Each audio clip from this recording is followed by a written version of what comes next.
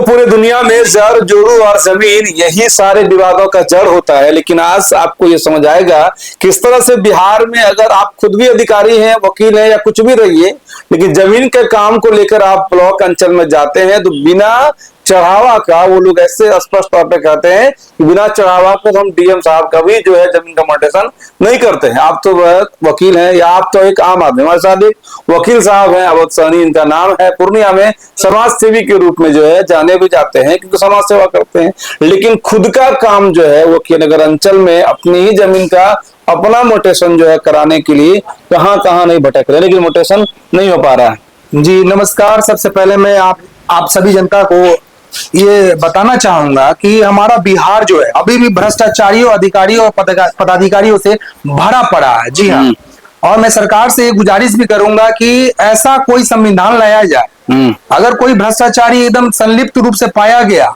और उसका ठोस सबूत मिले तो उसको पदभार से स्थानांतरित मतलब ये है कि सम्राट चौधरी को जिस हिसाब से वो इनकाउंटर करता है अपराधियों का, वो अच्छी बात है, लेकिन उनको अपने जो इर्द गिर्द के सिपाही हैं, मतलब जो अधिकारी कर्मचारी हैं, सबसे पहले तो उन पर नकेल कसना चाहिए, क्योंकि यही वो लोग हैं जो अपराध को बढ़ावा दे रहे हैं, यही वो लोग हैं जिसके कारण से अपराध हो रहा है, यही वो लोग हैं जो पढ़ लिख कर उस कुर्सी पर बैठ गए जिसका की दुरुपयोग कर आप कहें तो अंचल नहीं बल्कि अपना खुद का कॉर्पोरेट कार्यालय चला रहे हैं, बिजनेस का एक ऑफिस खोल ले आए लोग। तो ये मामला जो है के नगर का है।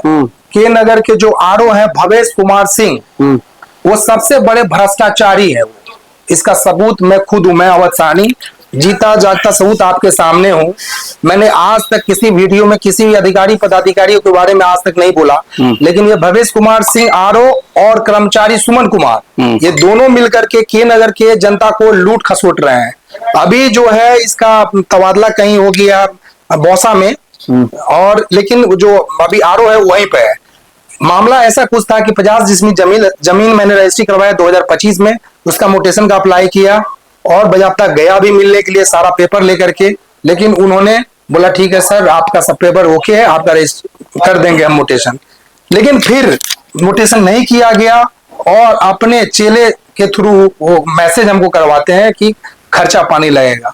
तो मैंने भाई कितना खर्चा पानी लगेगा, मैं खर्चा क्यों दूं, मैं कोई गलत जमीन रजिस्ट्री नहीं करवाया हूं। बाजाप्ता सरकार को, बिहार सरकार को लाखों रुपए टैक्स दे करके मैंने केवाला लिया है। 3-4 लाख रुपया लगा था मुझे केवाला लेने में, और जानते हैं बिहार सरकार अभी 1 कट्ठे जमीन का डबल कर दिया रजिस्ट्रेशन, तो उस वक्त भी ज्यादा ही लगा था मुझे।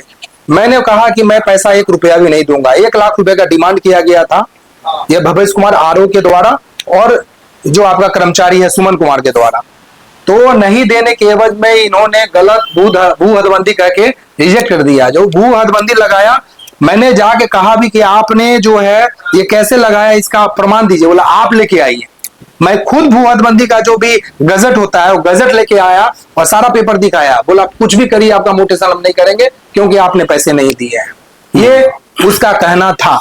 अब एक वकील के सामने में उसकी हिम्मत ऐसी हो गई कि बिना पैसा लिए वो कहता है मोटेशन नहीं करेंगे। मतलब कोई डर भय न्यायालय का कुछ डर भय नहीं, कुछ नहीं। बोला केस करना ऐसा नहीं लगा कि आप वकील है तो आप खुद को नहीं, वो तो बोला कि हम जो पैसा लेते हैं घूस का वो ऊपर अधिकारी तक बांटते हैं, आप मेरा कुछ नहीं बिगाड़ पाइए, कहीं जाए कुछ नहीं हो। आप जाइए कोर्ट जाइए। आप इसी से अंदाजा लगाइए ना कि जब एक वकील को इस तरह से अधिकारी कह सकता है, उनको कोई डर ही नहीं है कि न्यायालय जाएंगे, कोर्ट में जाएंगे, कचहरी जाएंगे, तो आप समझिए कि भ्रष्टाचार का जड़ कहां से है और उसका जो सिर है, उसका जो तना है, उसका जो पत्ता है वो कहां तक जाता होगा, ये आपको सोचकर भी आश्चर्य होगा। इसलिए इस वीडियो को शेयर करिएगा ताकि उस तमाम गरीब गुरबा आम आवाम के लिए जो ब्लॉक घूमते घूमते, गांव में कहावत भी है कि ब्लॉक घूमते घूमते आपके चप्पल घिस जाते हैं, उसके बाद जाकर एक छोटा सा काम करा पाते हैं। यहाँ पर तो हर एक लोगों को, चाहे आप आम हो, खास हो, वकील हो, जज हो, पत्रकार हो, डीएम हो, एसपी हो, लेकिन अगर आप अंचल में जा रहे, सीधा बात आप ये समझिए कि अंचल में रेट फिक्सेशन चलता है।